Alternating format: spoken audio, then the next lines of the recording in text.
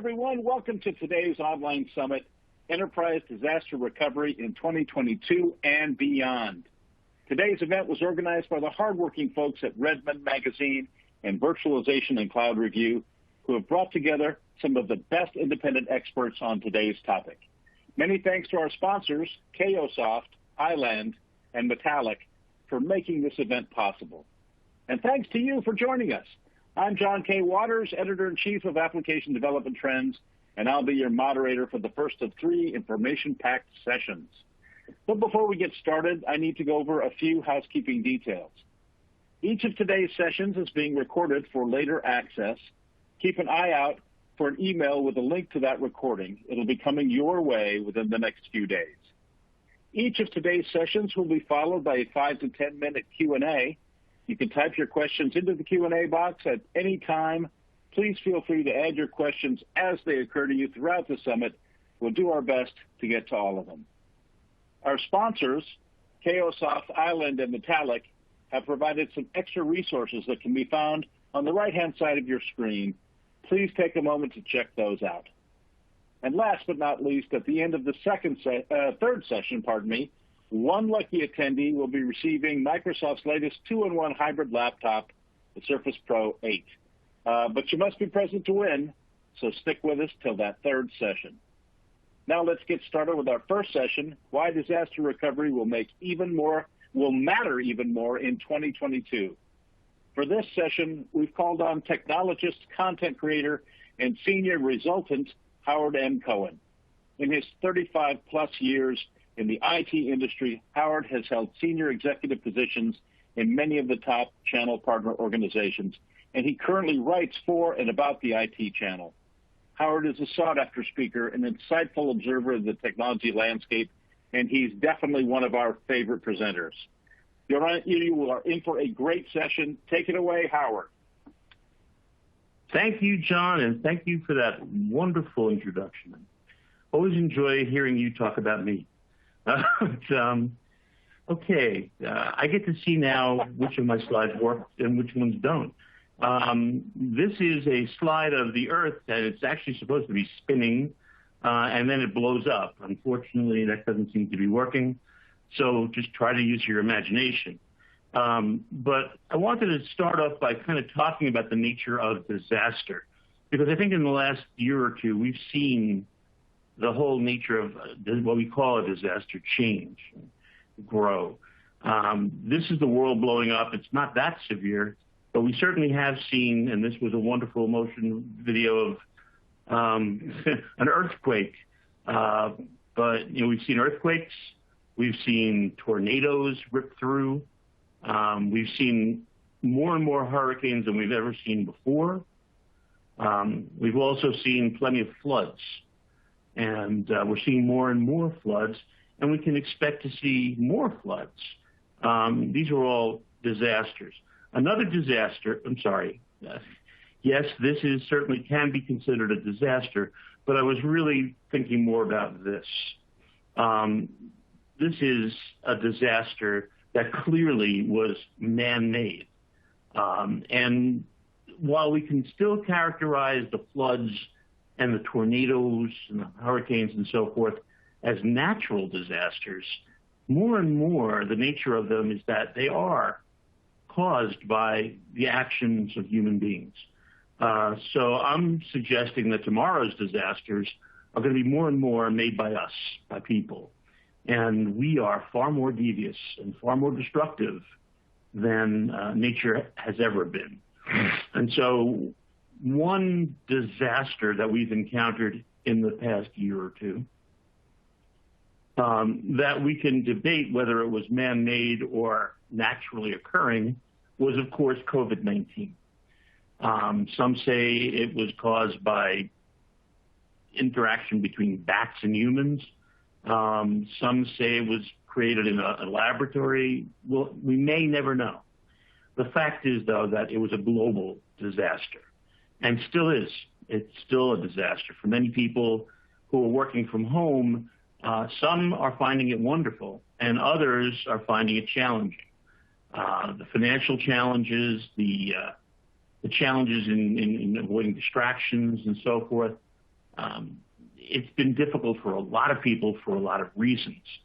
But in recent interviews that I've been doing with companies that have made these transitions, one of the things that keeps popping up is that companies talk about how they were very fortunate that in March 2020, when COVID actually started, it helped that they were pretty well transitioned over to the cloud, that they had cloud computing working for them, doing its job for them, and therefore they were able to get everybody working from home much faster. It was a much smoother transition, and they've had the opportunity to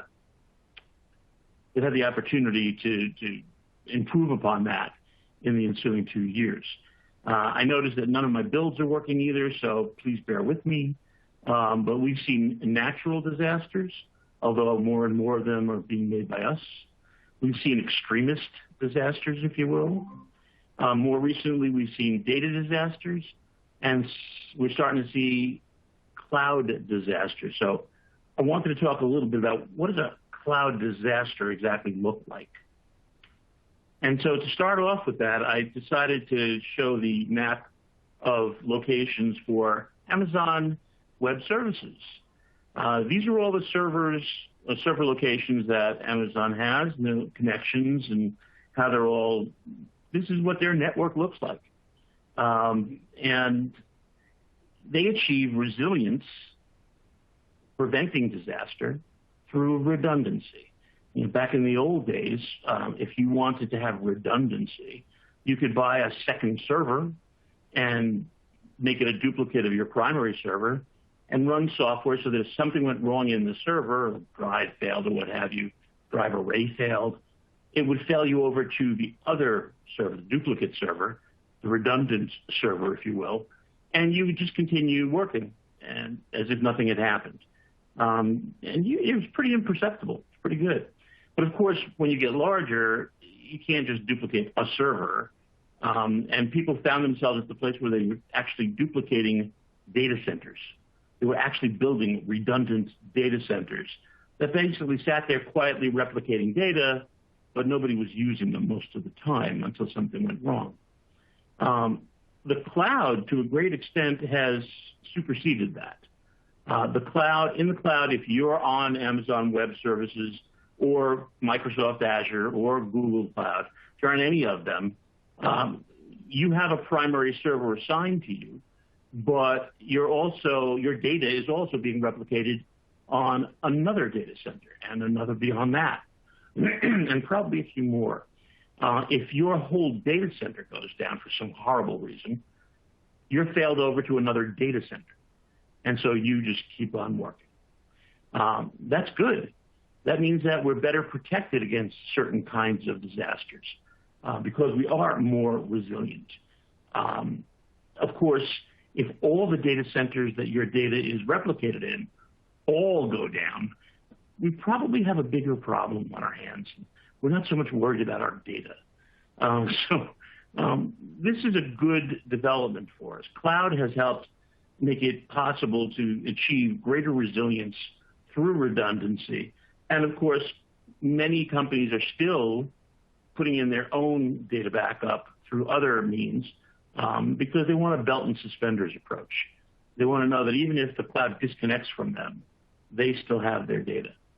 And that's a good idea.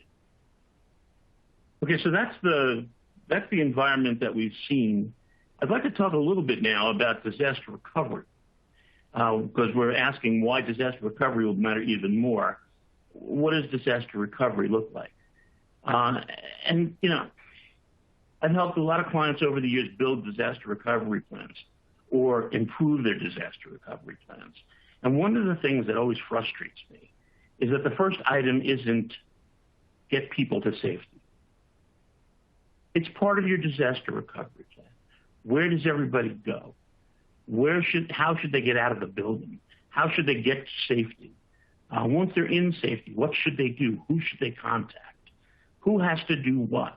What services and systems have to have attention paid to them by whom? None of those are digital, but they're all part of your disaster recovery plan. And now more than ever, they're very important to think about. Where is everybody going to go? Once you have them safely tucked away somewhere, then you can start thinking about getting them access to their resources. If you have a replicated data center, you want to connect to that. If you don't, you want to tell them, here's where you're going to connect to get your data. Beyond access to resources, though, there's also the concept of access to other people. And this is something that often gets left out. But the communication between people is a critical part of keeping any business working. And so you need to pay attention to how they're going to communicate with each other. And you usually have to have more than one choice. You don't know what's going to be unavailable. So you want to have a wired choice. You want to have a wireless choice. I know the Associated Press has a satellite-based choice. They have 19 different ways to communicate with each other. Obviously, they're in the communications business. But the point remains that we need to have redundant communications networks available to us to communicate with each other. Once you've got everybody working together, once you have everybody gaining access to what they need to keep working, you need to pay attention to establishing a data center. And in the old days, that would mean maybe failing over to a data center.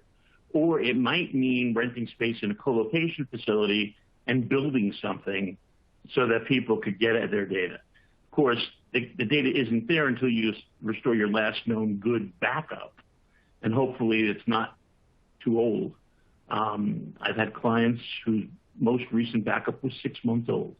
That was a horror show. It needs to be less than a day, if possible. So you restore your last known good backup to your data center, and then you resume operations. Now you're back up and running, and people can continue working from wherever they are. And this is really pretty much where we are today with COVID. Everybody is somewhere working from home or from some other facility, and they're all connecting to their resources. They're all connecting to each other. They're all collaborating and communicating, and they're waiting to see what happens, when it's time to consider returning to the office. We had a presentation recently talking about that decision-making process. Who stays home?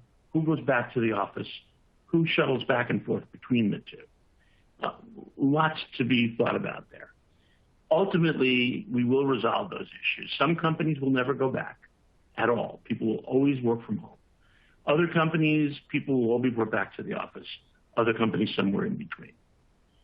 Okay, so that's what it looks like in a classic disaster recovery mode. Of course, with the cloud, we're a little more fortunate because we don't have to establish a data center or restore that last known good backup. We simply fail over to the other data center and off we go. And remember, the cloud consists of data centers, many of them. And so we're just taking the data that we had in our primary data center, and we're failing over to the data that's in a secondary data center. And you would not believe how many people still don't know that the cloud is made up of data centers. Okay, so now we need to talk about security. Security is probably the biggest concern. How do we keep everything secure? And here's why it's a concern, okay? What we're looking at is a typical office complex, 2 big buildings in a big city, in an industrial park. And this company happens to occupy both of these buildings. And this is their threat surface. This is their total threat surface. They have to monitor the area around these 2 buildings to see threats coming before they get there. And that's reasonable. I mean, this is a threat surface that can be fairly well monitored, and they can get pretty preemptive in protecting it. With COVID, this changed. And now the threat surface looked more like this. Yes, that is New York City. It's the only photo I could find where actually they depicted more than one borough. But you're looking at in the middle at downtown New York, where everybody's threat surfaces used to be.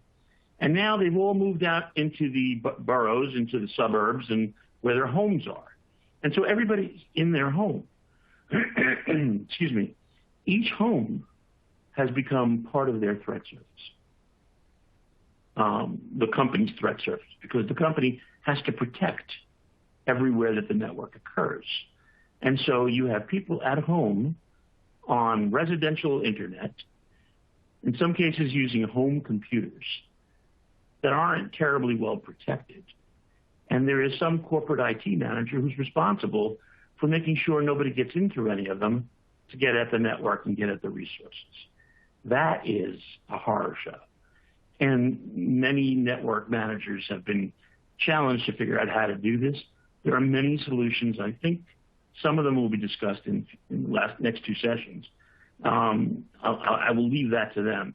For those of you who are wondering if this is a network diagram, this is actually the New York City subway system that's being depicted.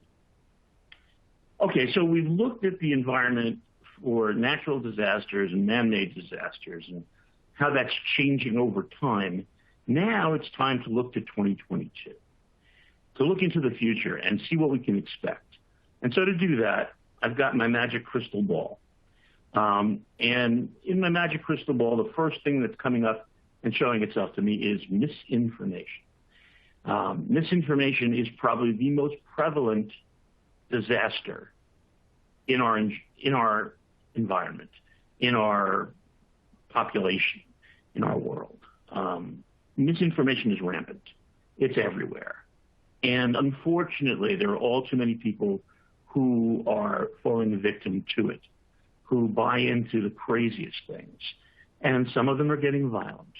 That makes this the biggest disaster that confronts us. We can each fight it by reminding people that that isn't true, this is true, by participating in broadcasting the truth and maintaining the truth to the best of our abilities.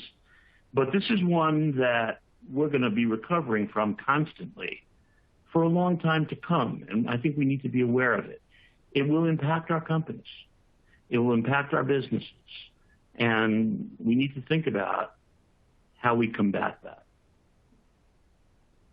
Malware, nothing new here. Viruses, Trojans, worms, you name them, they're out there, and they're proliferating, even more today than ever before. The 400-pound guy on his bed has more time on his hands and is creating more horrible malware to inflict upon people. And we haven't even seen the worst of it yet. But malware attacks will certainly continue on into 2022 and well beyond 2022, let's face it. Another kind of attack that we'll see more of is the direct denial of service attack, or a DDoS attack.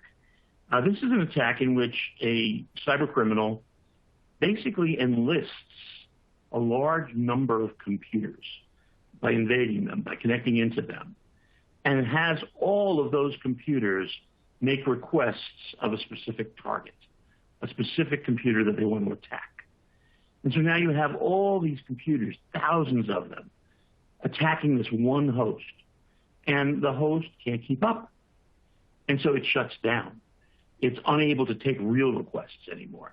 It's literally out of service. And that's why we call it a direct denial of service. It's directed by some bad actor, and it's insidious because it's coming from everywhere. It brings whole data centers down, and it's not going away. There's all kinds of protection against it. Recovery from it is difficult. You have to get it to stop first. But we will continue to see more DDoS attacks as we go forward.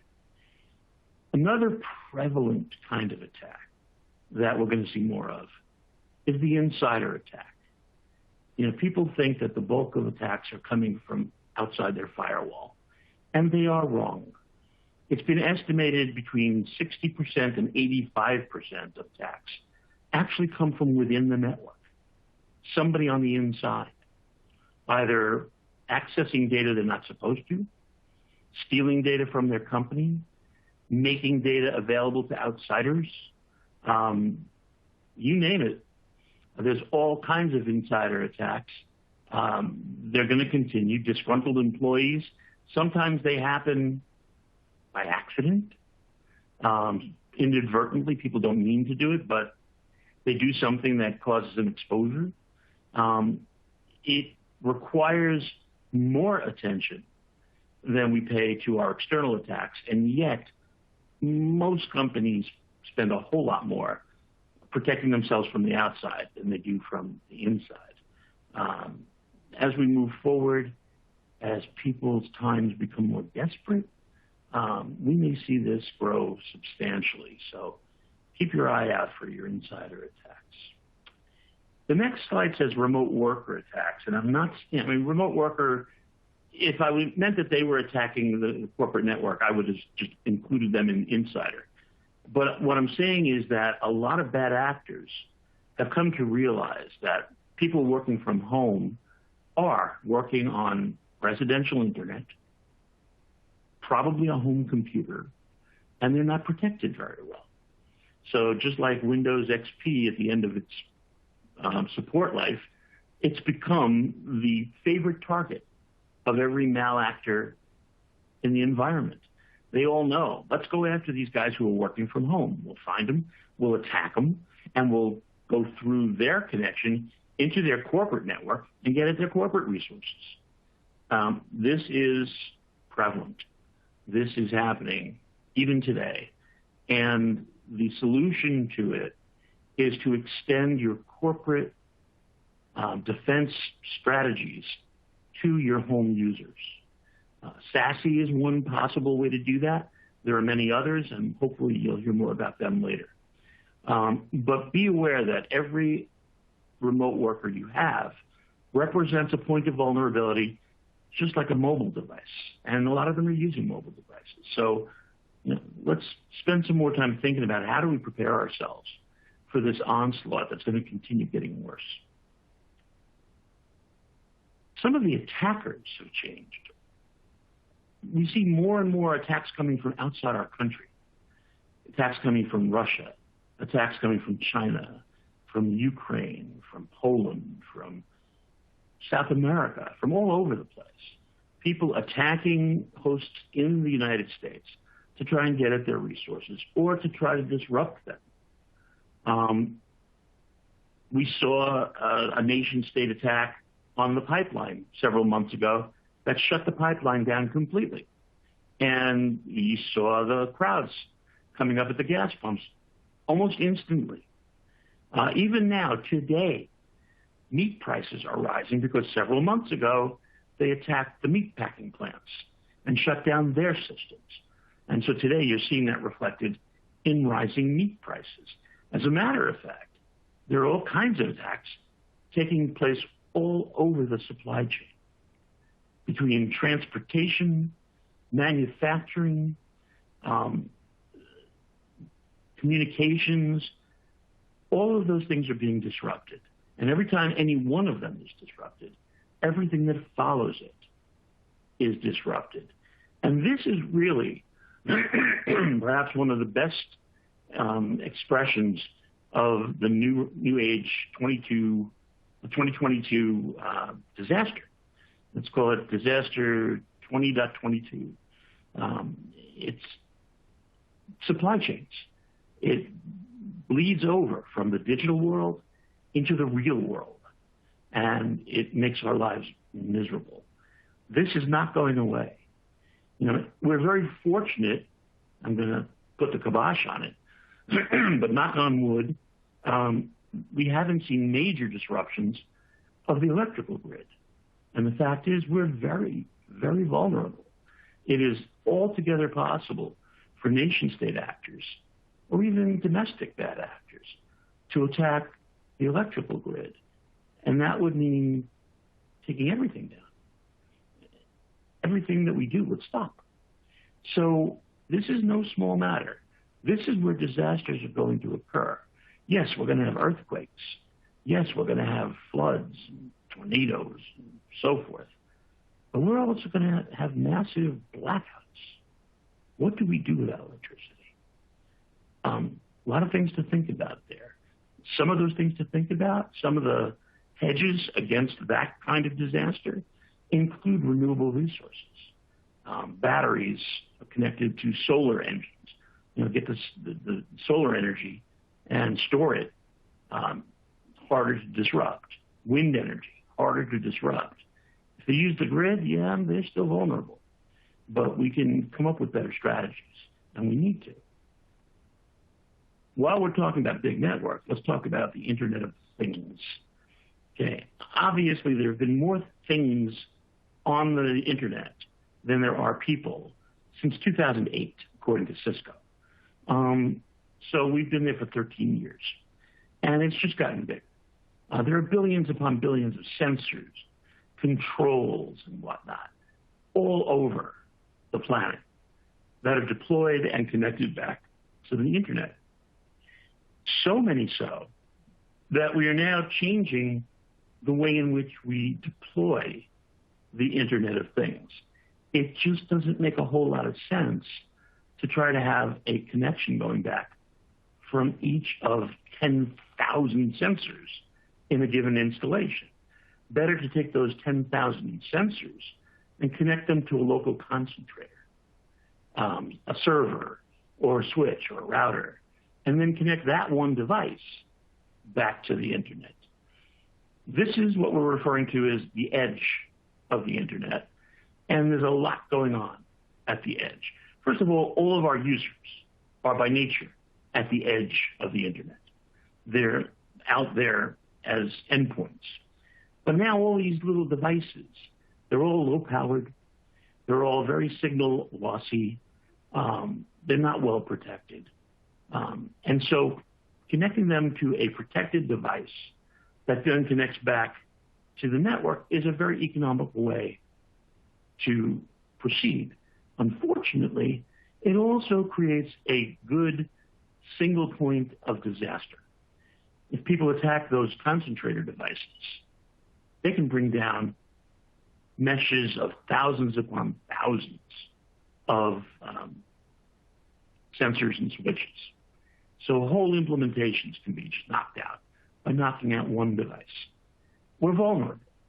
And so therefore, we've got to change the way in which we protect these things, change the way in which we secure these things, and really pay a lot more attention to the network edge than we ever have before. This is why things like secure access,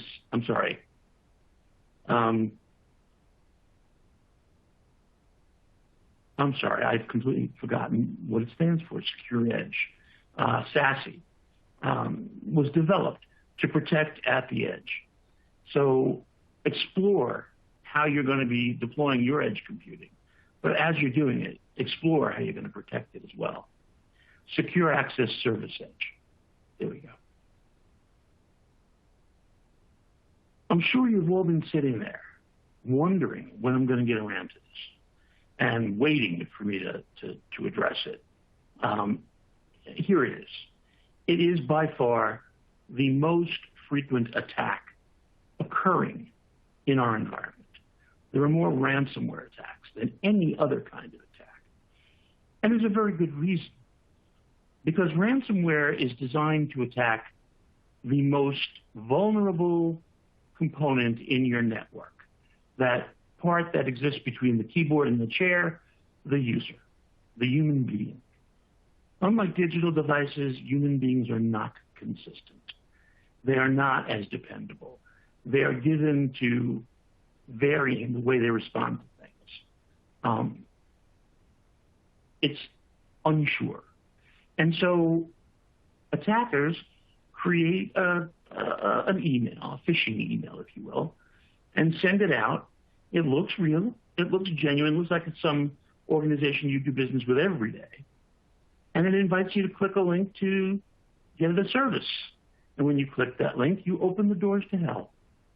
All of a sudden, all hell breaks loose, and your entire network is impacted. All kinds of invasions take place simply because you opened the door. You may have opened an attachment, clicked a link, but now the attackers are in, and getting them out is going to be a disaster. Of course, while they're there, they may encrypt large portions of your data. You don't have the key, so your data has just become useless to you. Here comes the bad actor, the cyber criminal, and they send you a ransom note. You need to pay these millions of dollars, and we'll unencrypt, we'll decrypt your data. Here we go.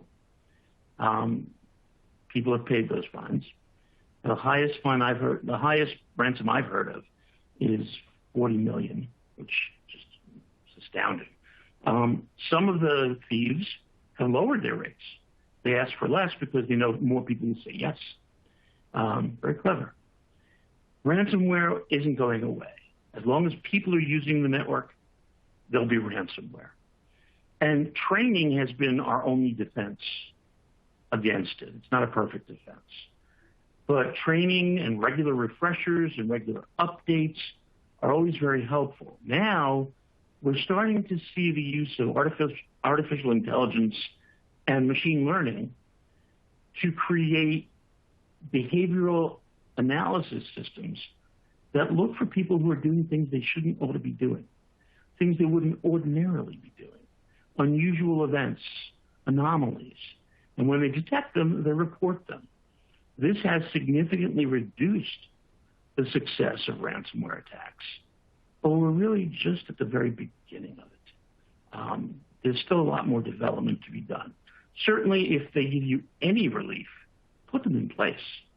But anticipate that you're still going to have trained users, and they're still going to have to know, what to watch out for and how to avoid being victimized by phishing emails. Okay, so everything we've looked at so far have been attacks we're familiar with, things that have happened before, and we've looked at how they're going to increase in 2022 and beyond, because they are. They're increasing even now, and next year they'll increase even more. There are some newer ones that are just being introduced that will become more prevalent in 2022. Deep fake, great example. Deep fake software, deep fake technology makes it possible to manipulate video recordings and get people saying things that they would never, in your wildest imagination, say. You'd have Democrats campaigning for Republicans. You'd have police officers encouraging people to steal. Those are just small, simple examples. It can be much more severe than that. People giving away national secrets when they never really did that. It's a great way to spread more misinformation. Deepfake technology is frighteningly effective. Fools people completely. It can be detected, but that requires a process. We're going to see more and more implementations of it, more and more imagination, driving more and more insidious uses of deep fake. Just as we said that artificial intelligence was being used to create behavioral analytics to prevent ransomware, well, bad actors and cyber criminals have access to artificial intelligence as well. And they are starting to use it to make their intrusions ever more sophisticated than they've ever been. So now we're seeing we've got the same weapons. We're going to see more sophisticated attacks than we've ever seen before. And the nature of these. Each of these will cause disasters, not just inconveniences.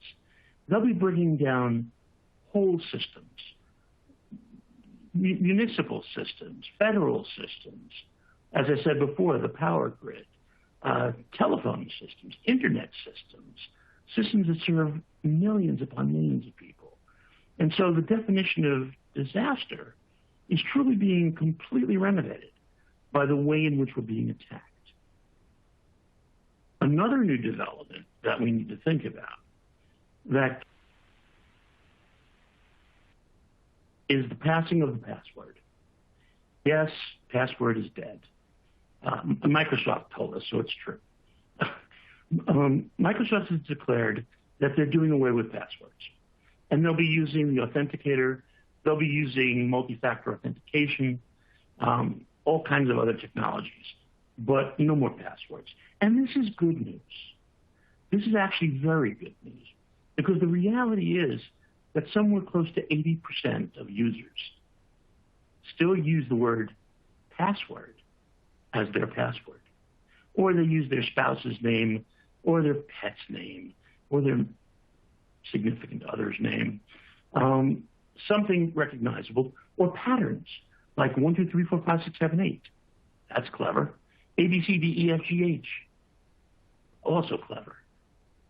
More than you believe, people are using that as their password because it's easy to remember. People are still writing their password on sticky notes and sticking them under their keyboards or to their monitor. You can walk into an office and you can log into somebody's computer because you will find somebody's password pretty quickly. Frightening, but really true. Once we do away with passwords, none of that will be possible anymore. We won't have to enforce strong passwords that nobody can remember. And we won't have to make it so that people have to write down their passwords, carry them with them. All of those things are bad. All of those things reduce our defense and invite more attacks. So the passing of the password is a good thing. It's something we should celebrate. So long, password. Glad to know you. Goodbye. This will take a while to roll out. Yes, Microsoft is doing it.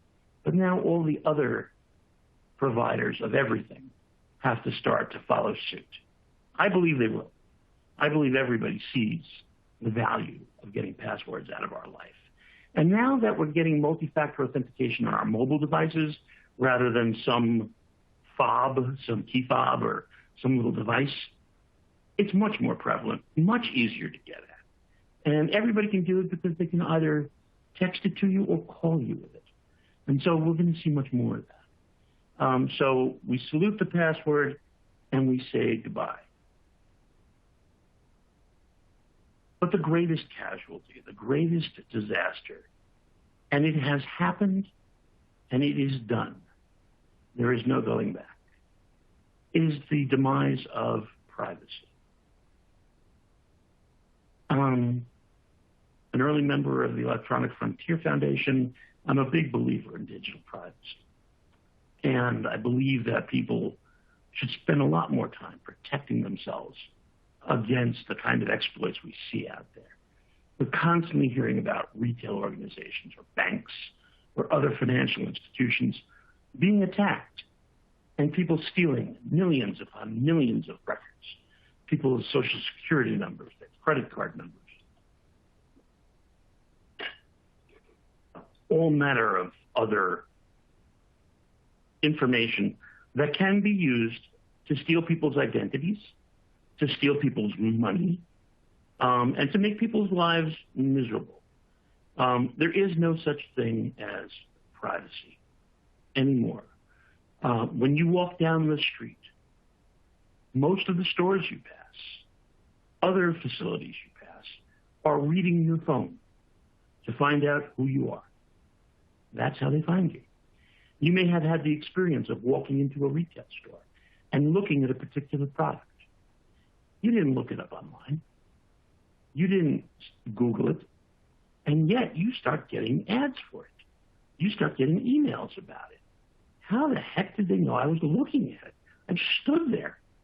Well, either they use near-field communication to read your phone, or they simply used other technologies to read your phone and to find out who you are and to steal your identity. And now you are a target for all of their marketing. That's an innocuous way of using it. But literally everything we do, everywhere we go, we're being tracked. And so I say that privacy is the greatest disaster, the greatest casualty of our digital era.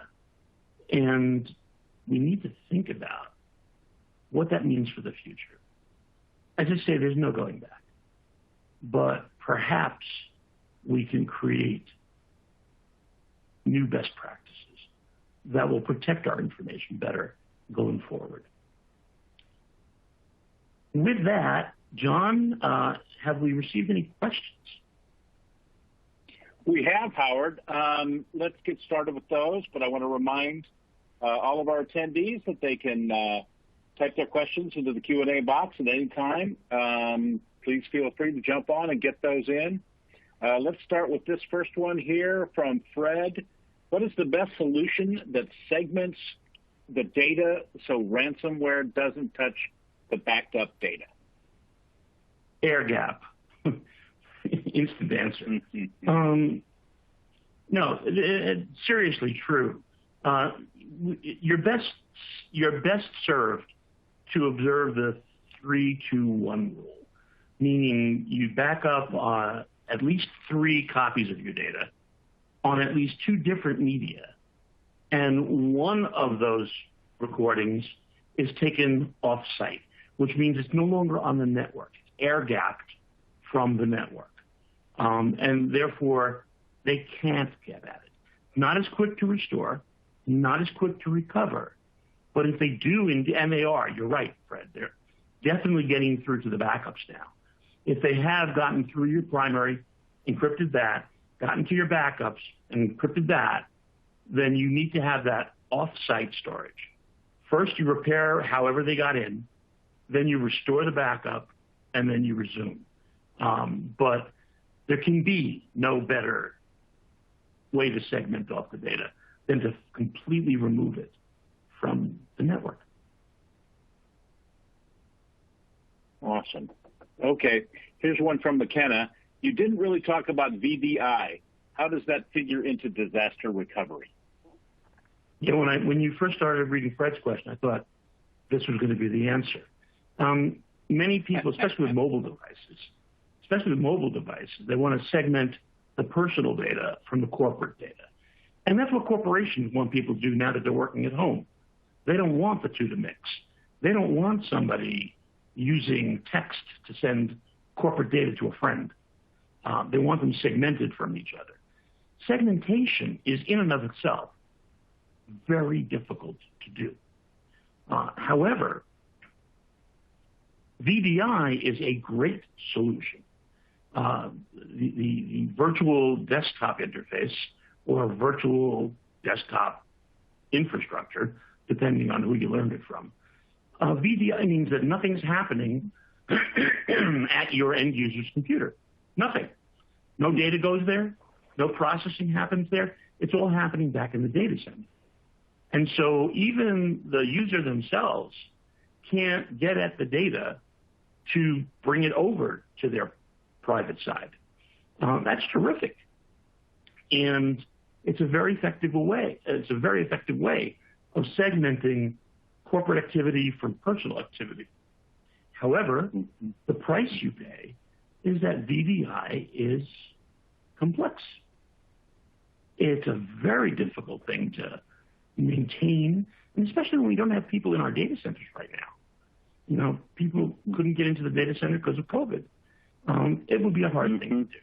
What I predict, is that more companies are going to get full-time into the VDI business. Meaning to say that they'll do the VDI for you. They will deliver whole desktops to you. And you won't have to manage any of it. You won't ever get near the data. Your users won't really ever get near the data. You simply have to have a trust relationship with your provider, as you do with your cloud provider today. So desktop as a service will become a more prevalent cloud service. Future of VDI. Okay, here's one from Alan. He writes, DDoS protection in cloud should be at the highest level of service by default to protect not only the integrity of the cloud provider, but also customers. My providers offer DDoS, quote, enhanced/advanced, end quote, or other verbiage as an additional cost. How can customers demand the highest level of service by default and not an add-on additional cost? And that's what we call the free enterprise market. You're right, Alan. There are, just as there are in any other industry, there are providers who try to play the ups and extras game with you. They nickel and dime you. They charge you for things that, as you say, you really ought to get by default. You know, it should be a default that the service you use is protected against DDoS attacks and many other kinds of attacks. And some providers just don't do that. My prediction, I don't know of any, I'm honest, full transparency. Off the top of my head, I don't know of any who actively assure you of that. However, I've got to believe there are some. My suggestion is find one and shop there. Go where the competition does a better job. And soon, those who are not offering it, boy, they'll start offering it because they're losing business. That's a different kind of vote. We vote with our wallets, but that's the only way I know of to leverage a provider to do what they really ought to be doing in the first place. And that's not a kind of provider I want to do business with. Okay, here's one from Aaron. It's kind of a long one. Do you have a strategy for addressing some of the new ransomware attacks where there is an extortion element where the bad actor is threatening to expose stolen data to ruin your reputation? Pardon me. Backing up data is great, but you can't restore a reputation as easily. Well, ain't that That's very, very true. Well, that's terribly true. The answer to your question is no. I don't have a strategy for that. My strongest recommendation is that you not store those things where they could be accessed by anybody ever under any conditions.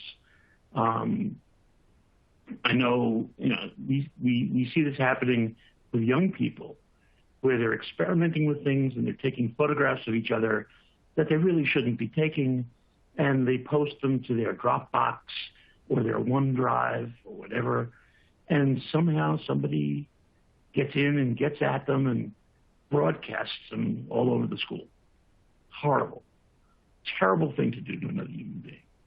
The only way to stop them, don't put it there. Honestly, that's what they have thumb drives for. I would personally, if you have anything that you really don't want anybody ever to see, the best place to store it is on a pair or a trio of thumb drives, only to make sure that you're doing the 3-2-1 rule and you're providing multiple backups. But I would not connect those to any network ever under any circumstances. Other than that, no, I can't off the top think of any way that you can recover a reputation once it's been blown.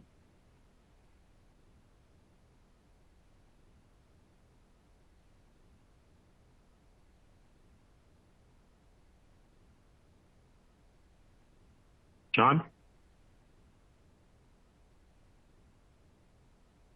Oh, sorry, I was on mute there. I thought I fell off the phone again.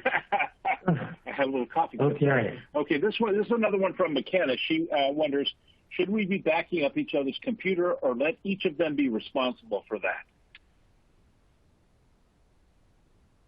Each other's computer. I don't want to back up anybody else's computer. Maybe she ruined the right each user's computer. That's each user's computer. That's right. Okay. I think that the worst person to trust with backup is the user. Sorry, but I don't know all the users, and so I have to go to the lowest common denominator, and the worst of them doesn't back up. So no, I don't trust users to do their backups. I believe that if you're going to do a belt and suspenders backup system, you should back up everything. And you don't know what users are putting on their computers, and you want to have a record of that. So I think that should be automated. I'll also kind of raise my hand again and say that, as we move more and more of this to becoming delivered as a service, in that VDI example, there'll be nothing on the user's computer, and therefore we won't have to worry about backup. Gotcha. Okay, here's one from Sam. He says, how do we know how far back is back enough? And methodologies for recovering the information in the gap. I think you talked a little bit about this earlier. Do you want to say some more? How far back is back enough? And actually, you're remembering my last presentation where we talked about restore point objective and restore time objective. And this is something everybody has to calculate for themselves. How much data can you afford to have disappear? Meaning that you do a backup, and then you operate for a while, and then you have a down. When you have a down, anything that happened since the last backup is lost. So that's really your restore point objective. How far back are you willing to let that be? How much can you recover manually? And that varies from business to business. The difference between disaster recovery and business continuity can really be said in simply that the restore point objective is instantly. You can't have a restore point. It has to be backed up to the last minute. And it's difficult. It's expensive. But if that's what your business demands, it's a worthwhile investment. Restore time objective, the faster that our drives get, the faster the restore time objective can be. If you're doing it locally, that can be really fast.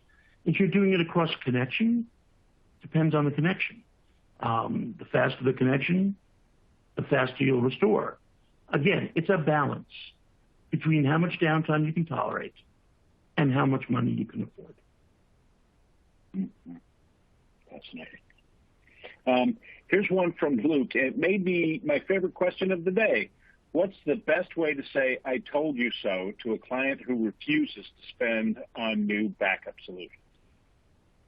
The best way to do that is to not to do it. I know the temptation. I've lived that temptation. I can't tell you how many times. I mentioned the customer who had their last backup was 6 months ago. And there was the time when you weren't sure that the backup would restore.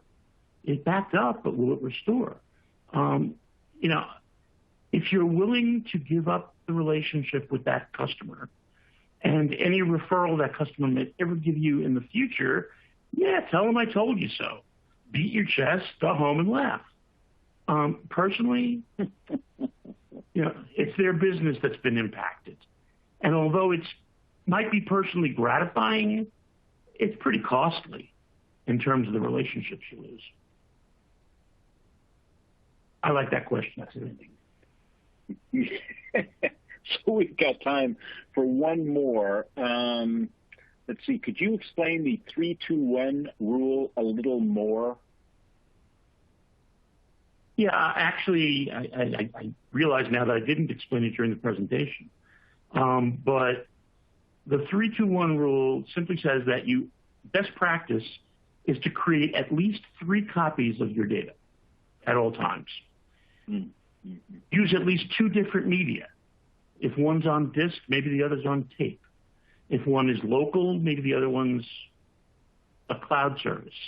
But 2 different media. And then the third thing is to have 1 copy of it that you take off premise. And here's the place where you can interpret that. Some people take off premise to mean on a cloud service. And that's off premise. It's not on premise. But going back to the question from earlier, if it's in that cloud service and you're connected through that cloud service, it is possible for a cyber criminal to cut through, get to that cloud service, and steal that data or encrypt that data. So it's not really off the network.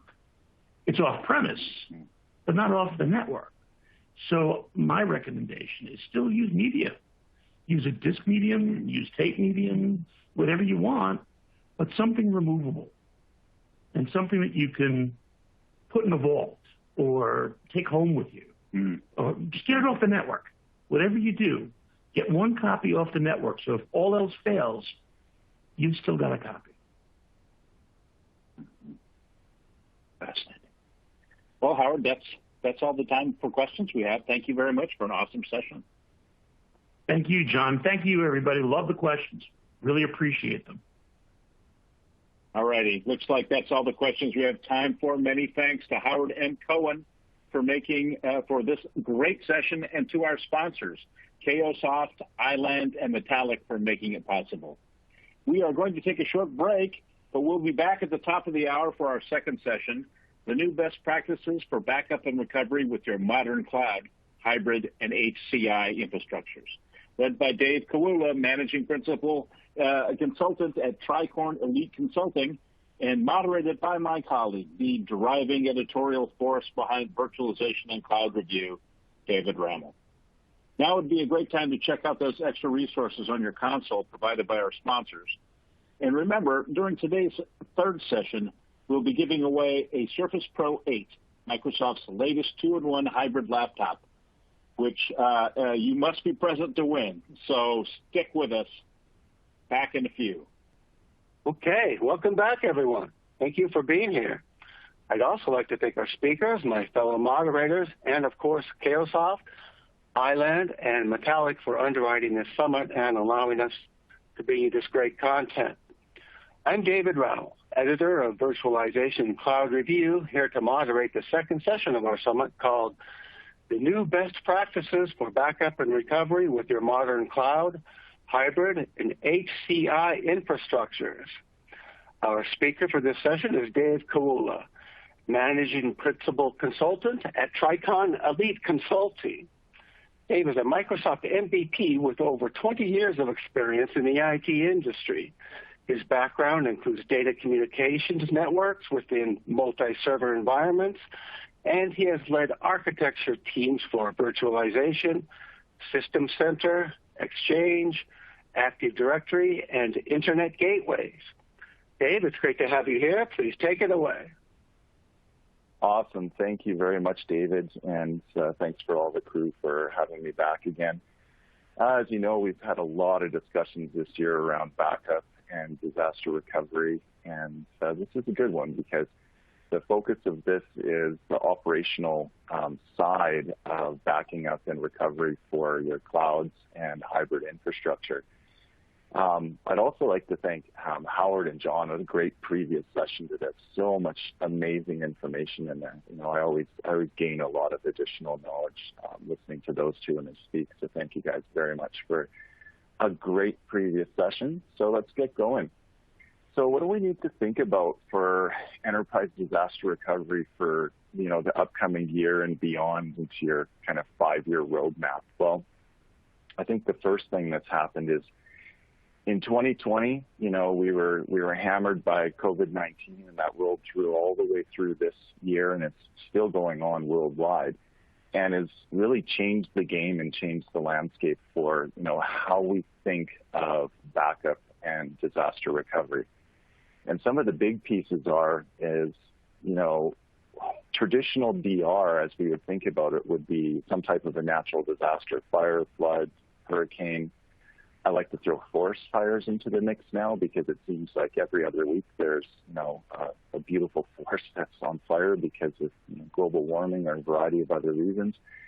And, you know, those can directly impact our access to key and core systems that we have. But one of the big ones that's really changed the game over the last couple of years, and what we really need to think about, is how cybersecurity is impacting our DR decisions that we have.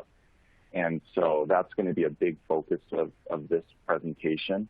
We have to think about, you know, what is this going to look like, you know, if my data gets ransomed? How am I going to bring it back? How am I going to recover it? Where am I going to recover it to? Are my backups even viable? And so that's going to be a big portion of the presentation today, and that's one of the big key things that I want you to think about just as your kind of first gold nugget moving through this presentation.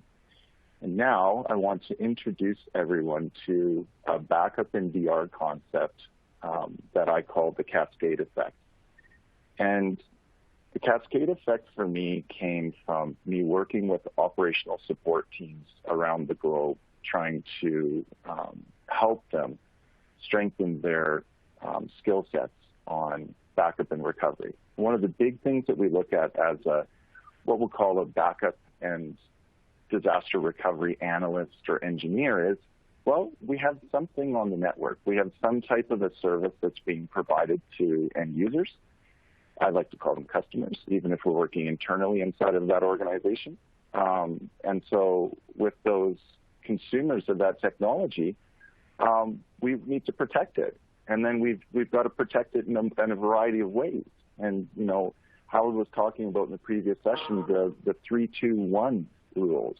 You know, I want 3 copies of my data on 2 different mediums. I want one of those to be off-site. Maybe I want one of them to be cloud. And so what that means for us as backup and DR engineers and analysts is we have to have multiple copies of that production server. It's not a 1-to-1 mapping. We could have a 2, 3, 4, 5x multiplier on that data stored in different mediums because we want to protect it in a variety of places, and I want to be able to recover it in a variety of places.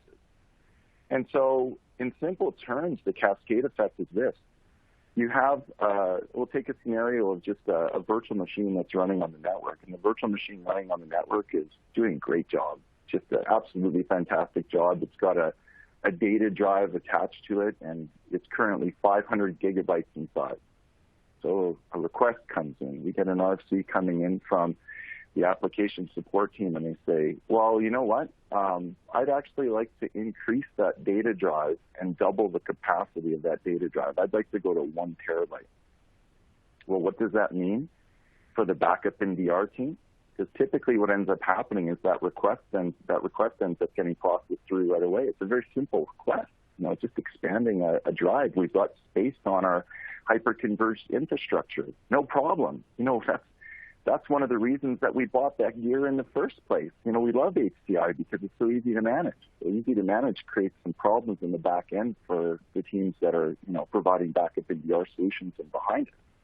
So that 500 gig request in the 5x multiplier means, you know, 500 gigs for the production team, but now it's 2.5 terabytes potentially for the backup and DR team.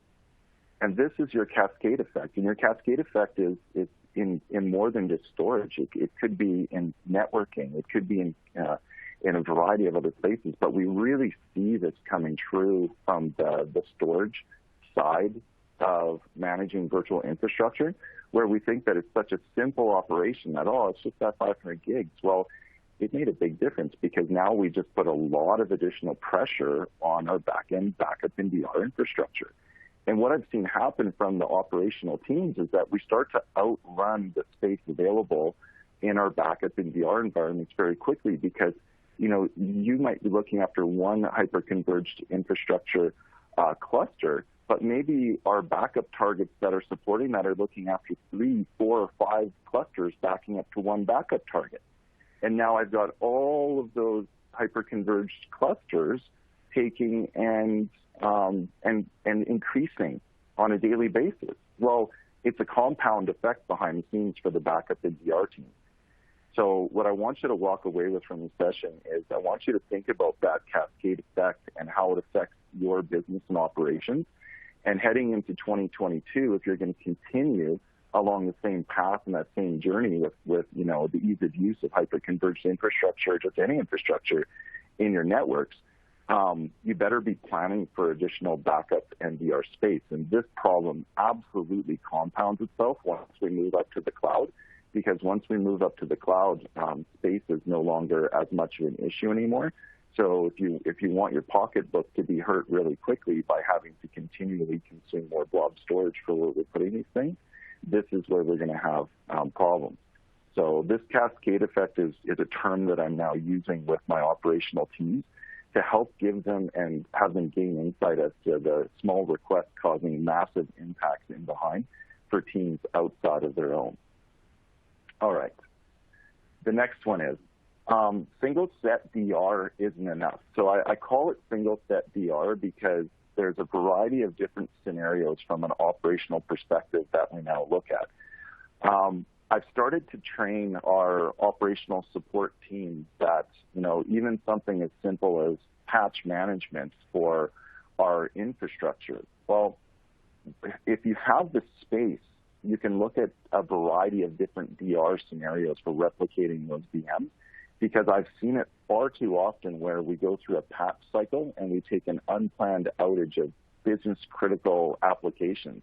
This could be in a healthcare EMR space where, we're taking down something that's, supporting a surgical theater or something like that. And if this is the case, can that potentially be avoided at all? Because that's a 24/7 operation. I still need to patch it. Hot patching is not fully available unless you're fully up on the cloud right now. So I still have to take reboots of a lot of the infrastructure to do patching. And so one of the things that we started to do is that we have hot DR available for us in same rack. So for example, let's say we lost one of our hyper-converged clusters, because we're talking about hybrid infrastructure and cloud infrastructure. And let's say one of those clusters went down. Well, the time to recover that going either cross data center or cross facility could potentially take longer than being in same rack. So if it is a critical operation, I know I do a lot of work supporting manufacturing plants around the world, and we can't take those long sustained outages because we're line sequencing parts, and we have issues like that could come into play. So what we do is we have something called DR01, which is in-rack DR. It's a hypervisor that's set up in place so that we can actually take and have very quick, seamless recovery in the event that something goes wrong, or in the event that we've got to do emergency maintenance to that HCI cluster, because it does happen. Infrastructure is infrastructure. And so at the end of the day, there's a variety of hardware failures that could hit us. And once we go past our N+ fault domains and we do have to take a full outage of that gear, we're talking about a multitude of virtual machines that could potentially be going offline. And so I like in-rack DR as just a very fast way of, before I do maintenance on a system, I've always got the concern that, well, is it really going to come back online? I'll take a hot DR replica swipe over to DR01 so that I can almost near real-time fail that back without much data loss at all for the organization. And then DR02 would be something that we would look at, probably same site, maybe in a different data center. Like I said, I deal with a lot of large manufacturing organizations, so we have plants, multiple plants the size of football fields. So we could be dealing with one in one plant, one in another plant, but it's still in the same general facility connected by high-speed fiber optics. So we can still fail over, but we're going to be having a bit of lag inside of there because it depends on when those replicas took place. The third DR is going to be out to some remote data center. Maybe we've got a co-location facility, and that would be typically maybe I would take that path nightly. Yeah, I'm going to sustain some type of a data loss if I take and have to fail over to that, but at least if that entire facility went down, I'm talking single site recovery at this point in time. And then the last one is potentially DR to the cloud. Maybe you're going to replicate that infrastructure up to the cloud. And I know a lot of you are thinking right now that, listen, why are you having DR to the cloud as the fourth option? And the reality of it is I have to go across a constrained pipe to get to the cloud, and it's typically my slowest medium to get there, and it's typically my slowest medium to get back. So I'll try the other failover options first before I get there. And so you look at this with the compounded with the cascade effect. In scenarios like this, I might have 4 replica copies of my infrastructure. This doesn't even count backups. And so if this is the case, and I've got that critical of infrastructure, my cascade effect just for DR is an X4. Okay, so it's something to really keep in mind as we take a look at building and designing it, especially moving forward into 2022. And I'd be really curious for those listening on the call today, how many sets of DR everyone has? Like, do you basically go single site DR? Do you go 2 sites, 3 sites, no sites? I'm really curious as to what you have available for your DR today, because what you need, especially in today's cybersecurity world, is you really want dark copies of this in a certain place, just in case your primary DR copies get compromised for a variety of reasons. All right. The next thing is, as we move through into 2022, is I find so many organizations went through the exercise of next finishing DR so that they could get their checkbox for their yearly audit saying, yes, we have DR. Absolutely, we are covered by DR. Well, setting up for DR and having your organization operationalized for DR are totally different things. And so some of the issues that I've seen in the past year, and we're going to continue in through 2022, is number one is the middle item here is that organizations forgetting that they have DR jobs and backup jobs running on their infrastructure. So all of a sudden they're going to go do some type of maintenance on critical servers or hyper-converged infrastructure. And all of a sudden, our backup and DR teams are getting flooded with alerts that all of their jobs are failing because the core services have just started to reboot. So please, once again, remember that cascade effect is more than just storage. You doing maintenance and not notifying the other teams is very problematic. And the DR teams just kind of sit there quietly because our job is to back up and protect that. So we don't always think that that's an active operational state, but it absolutely is. And so make sure that you're disabling those DR jobs when you're going to be doing maintenance because you don't want to be triggering a whole bunch of alerts and or failing a bunch of those backup jobs. The next thing is prior to doing any maintenance of any sort, we've actually built it into our request for changes, our RFCs, that we take a DR replica pass or a backup pass of that infrastructure. I've seen too many cases where because of COVID-19, we have a very difficult time going into data centers and or going into facilities and getting there quickly. And the other big issue is even getting parts if something breaks. So now we have the mindset with our operational teams that everything's got a potential of breaking at any point in time. And it could be weeks, if not months, to get spares if something goes wrong. So I need to make sure prior to any maintenance cycles that we do DR and replica passes and backup passes. Yes, I know from an operational perspective that this adds time to the mix, but in the event that you do kill some of that hardware during a maintenance cycle, at least you've got a point in time that's just minutes prior to you making the change inside of the outage window anyway. And so I'd highly recommend adding that in.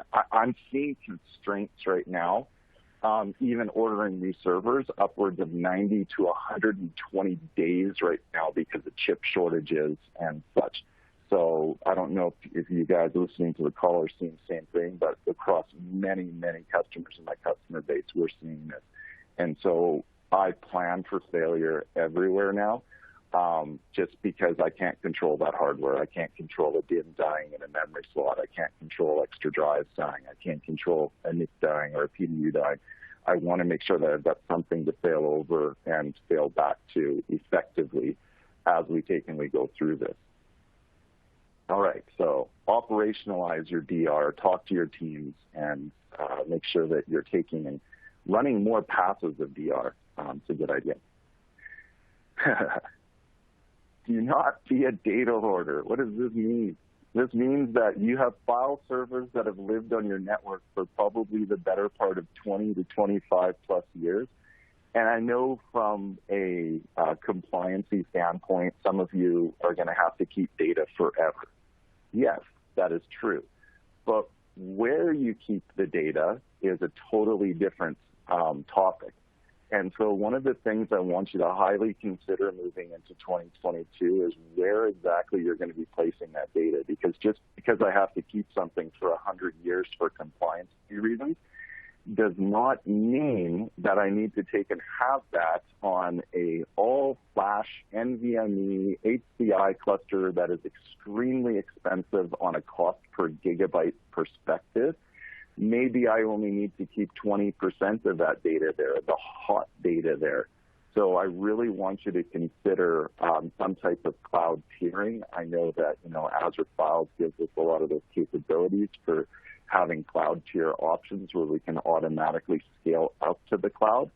And please, if you're not bound by compliancy where you have to keep a bunch of that data, can you please in 2022 consider pressing the delete button for me. That would be most helpful, because in the same way that we have a cascade effect impacting my backup and DR infrastructure, we can also have a reverse cascade effect where I save space.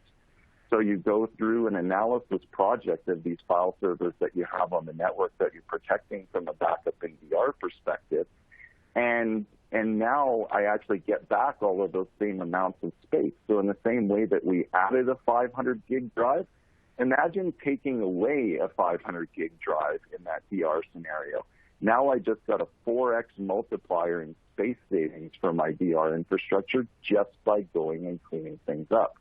Now, data hoarding is not limited to just file servers. You're going to have orphan virtual machines from VM sprawl that are out there that are no longer being used. Number one, you need to go through and analyze those and at minimum turn them off if they're not being used, because if they're not being used, they're probably not being maintained. And if you want to talk about low-hanging fruit for threat actors coming into your infrastructure and, you know, having an easy way in and having their way with your systems, is just go ahead and leave old, lingering, unpatched servers that are out there that nobody knows about. So go through your virtual infrastructure with a fine-tooth comb, figure out exactly what you need, and press the delete button on those VMs that you no longer need anymore, and it will take and clean up a lot of those holes, as well as saving a ton of space in the infrastructure. And it's not only limited to files and VMs, it's also your SQL Server and database infrastructure. I recently had a situation where our application support teams were going through an app migration, and they were creating copies of 300 to 400 gig SQL databases on the server itself. So this was not data that needed to stay there. So I really want you to go through and analyze the data that's on each of these servers as well, because every megabyte that's on there needs to be protected, falls into the realm of the cascade effect for our backup and DR teams. And just saying that we're backing it up isn't enough, because the smaller footprint that you can have in there, it means the faster that we're going to be able to back it up. It means the faster I'm going to be able to restore it. And it means the more longevity I'm going to get out of my backup and DR gear that's protecting all of this infrastructure. All right, the next one is probably most 100% ransomware events that I've been part of recovery teams on this year. And by that, I mean the bad guys got in, and they not only ransomed your data, they got your backups, and they got your DR infrastructure as well. This is bad news, because if you're in that potential situation, then what's going to end up happening is you could be left in a scenario, if you don't have dark and immutable backup copies, that you could be having to pay the threat actors. And the rolling price on the Kaseya breach was approximately $55,000 per server, or $5 million for the organization. How do I know those exact costs? Because I was on one of the recovery teams, and we were in this exact scenario. I got called in from a friend of mine that was a service provider, and he had an organization that was exactly hit like this. Everything was taken out, including all the backup targets, everything. And we didn't have anything else to go back to. So yes, we ended up having to pay for the key. Now the good news is we were able to get a key that recovered the backup target, so then we could go to last night's backups and recover everything. But what a painful process that was. It was brutal. So if you want to avoid that, there's a really simple way of doing this. Is I want you to consider taking and having a dedicated fabric for your backup infrastructure, for your DR infrastructure, and potentially for your hypervisors. Now, this can all sit in one realm if you want. But what's involved with that is from an Active Directory perspective, create yourself a new Active Directory Forreston domain, secure it, make sure that you're running all the latest security baselines on there, make sure that you're enabling multi-factor authentication, lock that sucker down. Consider running network isolation via IPsec inside of there as well. And what will end up happening is that in the event that you do get hit by ransomware again, instead of all of your backup targets and all of your DR being taken out, you actually have the capability of restoring at that point in time, instead of you having to pay. Now, this doesn't potentially solve the problem. That there was a question that Howard got in the previous session about how does this protect against data exfiltration, and it really doesn't. The only thing that's going to really protect you against data exfiltration is you've got to move your protection stack out to the firewalls, and you've got to have your firewalls aware that that traffic is going outbound and potentially shut it down automatically, saying, this is a really weird request going out to an abnormal country. The firewall is going to make a decision to, immediately turn on some type of threat protection to block that traffic because it's seeing it as some type of a ransom or data exfiltration. A lot of your servers won't be able to understand that that's going on by themselves out of box, okay? The next thing that's super important for you on your servers and your desktops is you need to make sure that you load up some type of advanced persistent threat protection. Microsoft has now rebranded their protection for cloud, and it's called Microsoft Defender for Cloud. Microsoft Defender for Cloud actually uses the same agents as Microsoft Defender Advanced Threat Protection, so it can do all of the endpoint detection response for you. It can take and it can handle all of the persistent threats. We can take and we can analyze these things, and we can try to shut down these attacks in flight. So you really need to consider that as well, all right? And the last piece is, I want you to go through not just your backup targets. I want you to also very seriously consider what servers on your network actually require internet access. And if they are using some type of cloud-based service for protection, we can open up specifically just those ports and protocols to have those systems talk to their cloud providers and nothing more. Because I can tell you for a fact that a backup target itself does not need to talk to the internet unless it's synchronizing somewhere up with the cloud. And if that's the case, then only open up those URLs and those ports and protocols that are required for that traffic and that traffic only.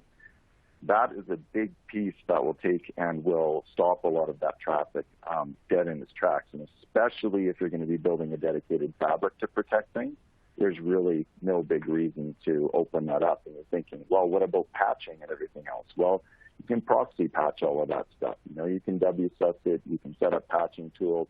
You don't need to wide open those things up to the internet. All right, so the backup infrastructure, as I was mentioning in the previous slide, is you need multi-factor authentication.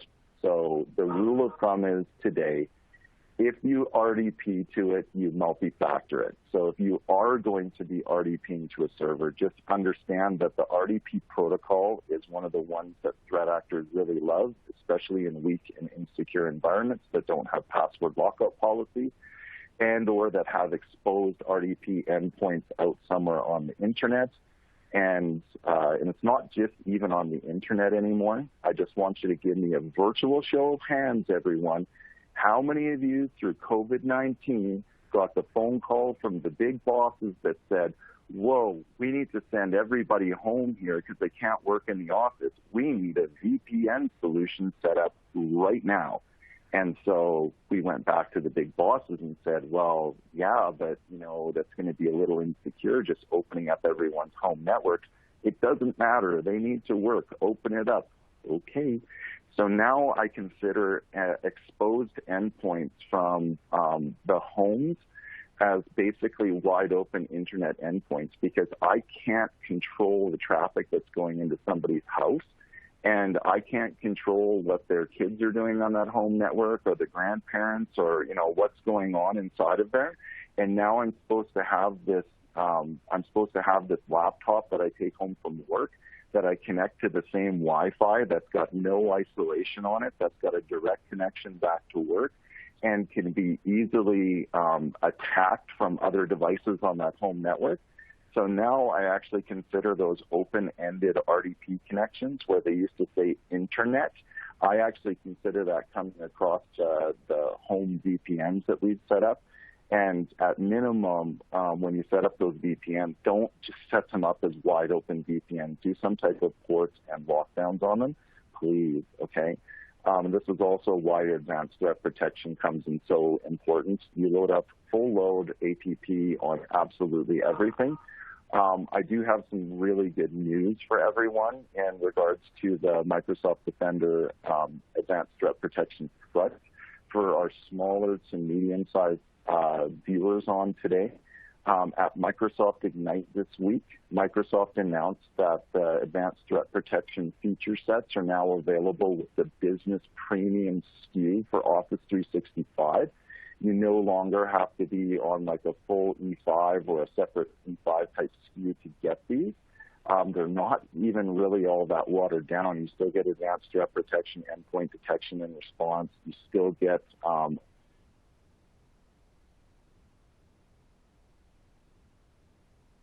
look at that. You may already even be licensed for it. And if you're not using it, you need to, all right? Advanced Threat Protection in the cloud, as I mentioned, is now rebranded Microsoft Defender for Cloud. So this actually just happened last week, so my slide's not even updated yet. Vulnerability scans for your backup infrastructure and just infrastructure in general is a really huge one for me as well, because when we next finish something on an install, and so once again, just a show of hands, have you ever downloaded an ISO from Microsoft, for example? Let's say it's a Windows 10 or a Windows 11 ISO, and you get the install screen on your brand new device, and it's like next, finish, and poof, we've got Windows. Well, fantastic. Congratulations. You've now successfully installed Windows, and you can get on the internet in a completely insecure manner. So there's a ton of vulnerabilities that need to be locked down on those systems. You can lock them down in a variety of sources. You can lock them down via Endpoint Manager. They have some security baselines that you can place on those machines. If you want to look at the free ones from Microsoft, you can grab actually the latest Server 2022 and Windows 11 ones come with the Security Compliance Toolkit version 1.0. That's a free download from Microsoft. If you want a paid version of that with some really good documentation that comes with it, you can look at the Center for Internet Security, or CIS benchmarks. I highly recommend those as well. And so these benchmarks are put in place to stop the next finish holes that are left inside of our infrastructure. And in a lot of cases, when we load up backup targets, we think that, oh, well, it's just a backup target. It doesn't need to be as secure as a production server. Let me reaffirm something, that your backup in DR infrastructure in today's cybersecurity landscape is just as important as production. DR is just as much production as production, because in the event that production goes down and that's your last line of defense, you want to make darn sure that that works. So make the investments and make sure that you're setting that up accordingly. We've had to hit the big red button to fail over to DR far more times than what I would have wanted in 2021. And I don't see that changing in 2022. It's just probably even going to get worse. And so this leads into the next concept here is immutable storage for cloud and on-prem. And immutable basically means that I want to have something that's going to be like a hack-proof type storage that we can place this on. Certain cloud providers provide this for you. And if you can't get an immutable storage appliance, you can always put something on external media. Maybe you get yourself a NAS array or something like that. Put it on an offline network. Put it on a dark network. Shut down the network port. Can't hack it if it's not online. And you might be very thankful for that being available. You're thinking to yourself, are we going back to the old days of tape here, where every Friday we ship the tape off to an Iron Mountain type facility, and that's what we would recover from? The reality is, yes, because in the event that everything's gone, you're going to be awfully thankful that you had a dark copy of that media available, even if it was a week old. Because when the business is presented with the scenario of you're going to lose a week's worth of data versus you're going to lose everything forever, they'll take a week's worth of data. Trust me, especially if we're looking at a massive recovery effort, because the moment that you get ransom or something inside of your network, you're not talking days of downtime. You're talking weeks, if not months, of recovery efforts to try to get all of that stuff back. So having that immutable and cold and cloud storage options are just so important for us as we take and we move forward. All right. Next one here. Next one is you want to also make sure that you're protecting Office 365 as well. Center for Internet Security, as of a few weeks ago, has some published benchmarks available for your Azure and Office 365 tenants, and I highly, highly recommend that you take and you look at going through these. It's basically a full-on vulnerability assessment for your tenants in your clouds that are up there. You want to make sure that those pieces are secure, because pretty much every organization that's out there is going to be taking and is going to be using some of those components. And once again, you go to spin up a tenant, an Office 365 tenant or an Azure tenant, it's pretty much the same deal as that next finish. And so you need to make sure that you're securing and locking that down. If you want to see some of the templates that Microsoft is providing, inside of your Microsoft Azure portal, there's a section in there called Azure Blueprints. Azure Blueprints are security and compliancy blueprints for your tenant that will help lock all of that down. I'm not saying that that might be the best fit for you, but at least you can take a look at all the recommended settings in there. And in the event that you are spinning up a brand new tenant or you haven't gotten there yet, you may want to consider starting with a tenant that's already had a lockdown blueprint kind of applied to it, so that you're starting secure instead of trying to chase your tail and getting there. All right. Now, we've had a few questions coming in from the audience here, and there's a really good one here from Arma Preet. And the question was, isn't IPsec old and outdated? Well, what a fantastic question. And the answer to that is that no, we still see it in use a lot. The network isolation recommendations actually that are in place, it's changed a little bit. So if we look at the way that this used to be implemented in early days of Windows 2000, we would create specific group policies for IPsec, and we could say that, oh, this domain controller can only talk to other domain controllers, and we could do a little bit of software-based network isolation. And inside of the modern way of doing this, this has actually been pushed over to the Windows firewall. So now we actually build these isolation rules via the Windows firewall. And where we extensively use these, Preet, is when we create privileged access workstations for accessing our infrastructure. And under the covers, even although it's called network isolation, it's really just IPsec policies that we're building under the covers inside of there. All right. The next question that I've got is from Aaron, and a great question indeed, is have you worked with Azure Site Recovery? The backup is constantly running to replicate to Azure, and if the on-prem drops, the Azure VM goes live. We've had varied success with this. I think it depends on your policy. I've actually set this up for quite a few organizations, and by default, that shouldn't be a default nature where it's going to seamlessly fail over like that. There's a big red button inside of the Azure portal that you actually have to push to say either failover or have a planned failover like most other DR tools. So I'm thinking you probably have some type of a policy configured in place for that. Be very careful with Azure Site Recovery, though, if you're looking at protecting against ransomware, because if you are trying to protect against ransomware, you might not be able to get enough point-in-time copies going back to fully protect yourself with this. So you need a combination of like Azure Backup and Azure Site Recovery to fully protect from ransomware attacks. All right, the next one that we've got here, and we've got a few more to go through, and then we'll get to a few more questions here. So the next one is in line with everything that I've been talking about, DR playbooks. Traditionally, we have one DR playbook. That single DR playbook is going to be something that's going to be set up for your traditional fire, flood, or fire, as I mentioned. My big piece is that you need to make sure that you have a second DR playbook now. The second DR playbook is going to be for cyber events, and it's a totally different realm of recovery with that. And make sure that before, if you are in a cyber event, you're not just going to go hit the big red button to fail over your DR instances, because if you've got an infection on your network, now you've just taken and you've infected all of your replica infrastructure as well, potentially limiting your options of recovery. All right, next one here, your cyber insurance policies.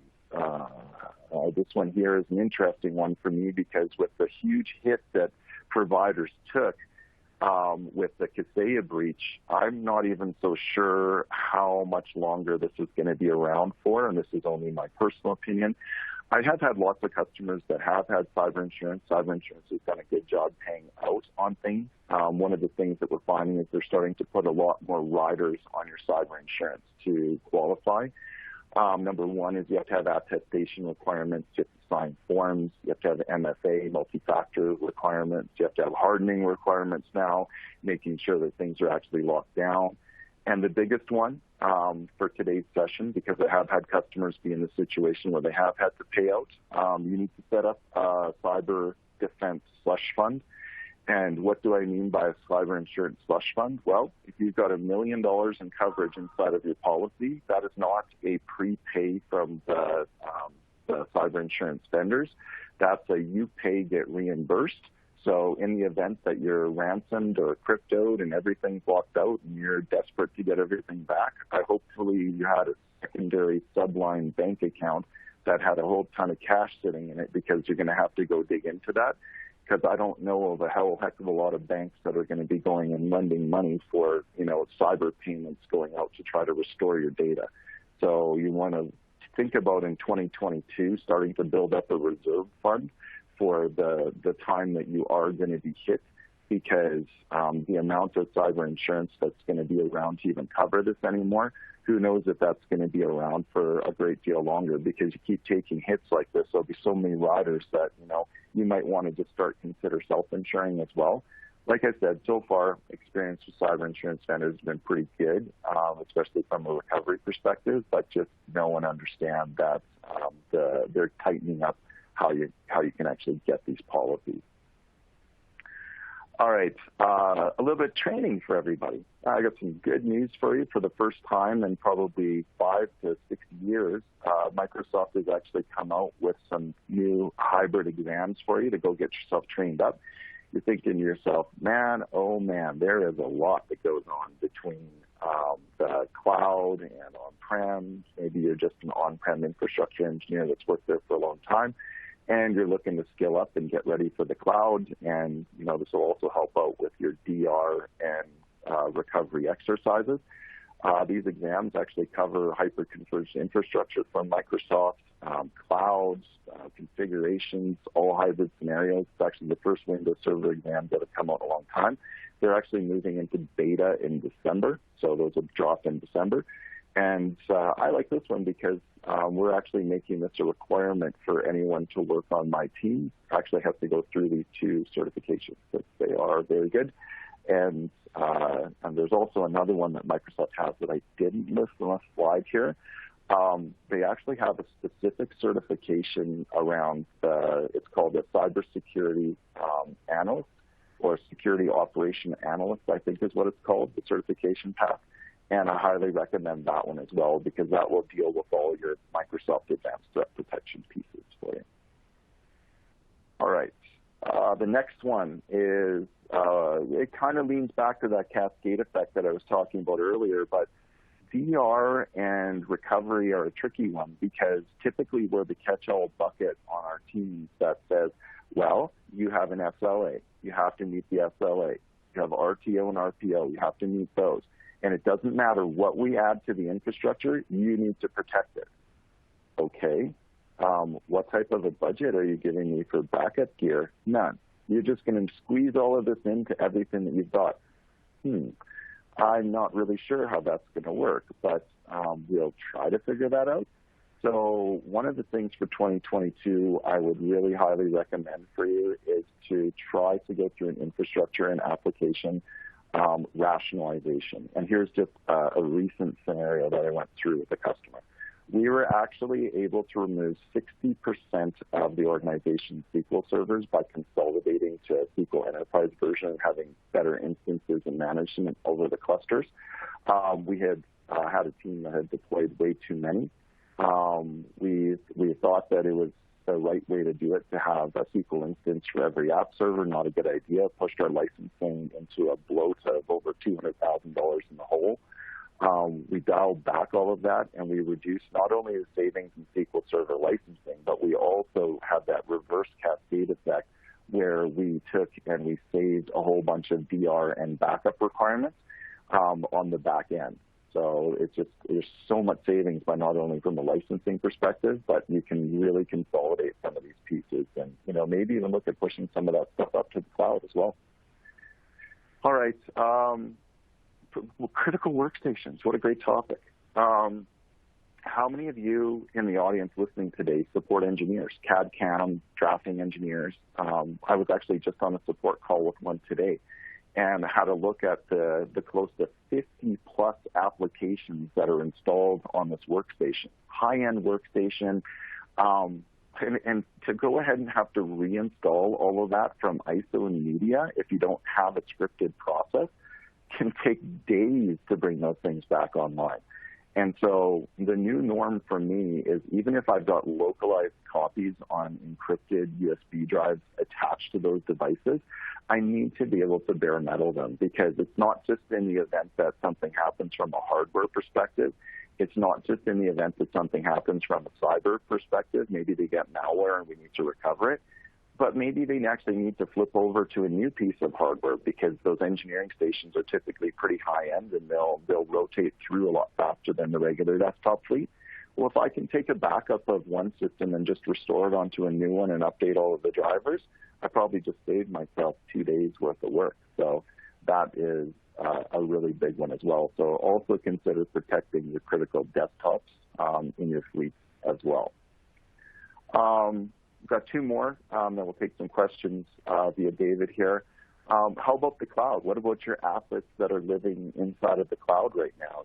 You bought in and you're moving to some of your hybrid infrastructure. You've got a site VPN or express routes or some type of dedicated connectivity.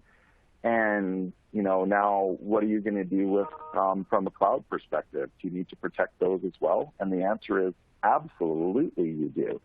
And so was a really cool announcement at Microsoft Ignite a week ago is to protect organizations from forgetting about things like their cloud assets. Microsoft has actually introduced a brand new feature called Azure Auto Manage. And with Azure Auto Manage, you can set up policies across your cloud-based infrastructure to do things like setting up backup, to do things like setting up DR. Those are just a couple of the policies that are in there, and because the show is focused on that, that's where we'll have our focal point. But it also could be like your security settings and, making sure that, we didn't forget to do something, because there's a lot of moving parts when we move those things up to the cloud. And so Azure Auto managing everything from patching to backups to everything, and it can handle all of those pieces for you. And if you're doing it manually, fine, fair enough. Just remember, don't forget to test up in the cloud, right? So in the same way that we test in production, I need to make sure that I'm testing failover and failback capabilities. So build that into your DR plans as well to make sure that your cloud assets and artifacts are also tested as well. All right, this is the last one. This is a little bit of a tricky topic to finish up with. Plan for turnover and change. Well, this is something that I very quickly realized, even on our own teams, is the fact that the skill sets that are gained from being able to recover organizations from whole-level ransomware attacks are actually very, very sought after. And so your DR teammates that you have out there are becoming such a critical path to every organization that you need to plan for a loss of those critical DR skills, because maybe you have gone through all of these slides that I listed prior and you have operationalized DR and you feel like you're in really good shape. Well, those individuals that are running the backup and DR teams are highly, highly sought after in today's marketplace. As a executive or business leader listening in, one of the things you have to consider as a fallback plan is maybe some disaster recovery as a service via service provider, to gap fill those requirements. Because if that critical resource that you have leaves and you're left in an unprotected state for a period of time, this is going to put your organization at a lot of risk.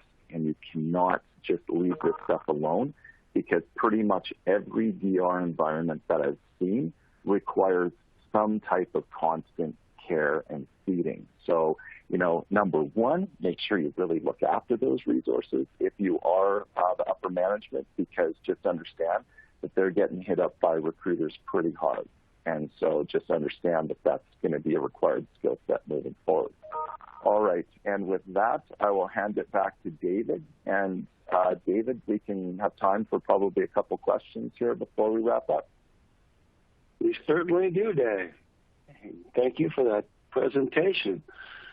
So let's get right to the questions. Let's go on a first come, first served basis. And the first one comes from Alan. If you want to follow along, it's a long question in the Q&A box, Dave. I'll read it while you catch up on it. And Alan says, in Azure, we have several geographic regions. We are looking at testing Azure backups using a backup vendor that has a MS tenant internal to Microsoft. On-premises backup / replication / DR storage will be encrypted and deduped by default. What hot DR replica would offer the fastest restore, most reliable, and most secure method to get customers back online, no matter what the reason is, to recover data? Azure storage is around 5 terabytes, and on-premises is over 30 terabytes for retention data. Well, really good question, Alan. And unfortunately, I can't speak to your third-party vendor because there's a lot of moving parts that would go into seeing, which vendor it is that you're working with. But it sounds like you've got a really great one that you're working with. One of the interesting pieces of cloud and multi-geo cloud failovers that I found in working with customers is the constraints of network bandwidth and pipes seem to really go away when we talk about, the fastest way of recovering that infrastructure. Because sometimes on-prem, we have issues with even struggling to get a 1 gig pipe. And I go back a long time, even just thinking of a 1 gig pipe is huge still. But we're talking, some organizations I work with are looking at 100 gig pipes to the internet now. So long are those days gone by. But most organizations really struggle with having good pipes up and down from the cloud. And that's one of the biggest reasons that I put them at number 4 in the earlier slide. And so when you go cloud to cloud or multi-cloud to cloud, the recovery capabilities are a lot faster inside of there. And what you really need to do is just test and model those scenarios to see how fast that pipe is going to be able to move your data inbound in an ingress fashion and outbound in an egress fashion, to see how long it's going to take to move either between your third-party tenant or if it is your tenant that you're moving across. You just need to test. You need to test to see how fast that's going to move across. So the good news is it's going to move a lot faster than probably you're used to, but still needs to be tested. So, yeah, my answer is test, David. Okay, great. Next question comes from Dan. He says, why not set up remote access to their work PC with two-factor where they only have to access their work PC from their home? Why do a VPN to an insecure network? Nope, we didn't go that route. Remotely installed home PC to our security tools and allowed remote access to PC only. Is there any hidden risk this way?